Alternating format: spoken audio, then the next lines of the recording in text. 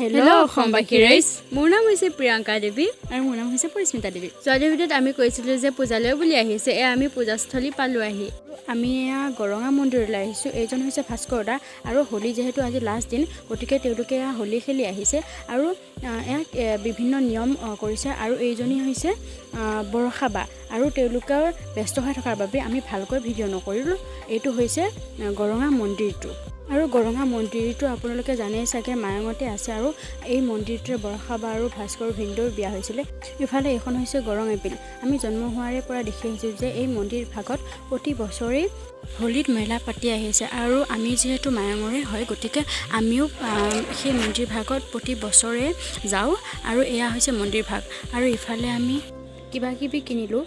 এই মন্দিৰ ভাগলৈ বৰষা বা প্ৰতি বছৰে আহে, কিন্তু আমি লগ পোৱা নহয়, কিন্তু এইবাৰ লগ পালোঁ। আজিলৈকে আহিছোঁ, বাই বাই।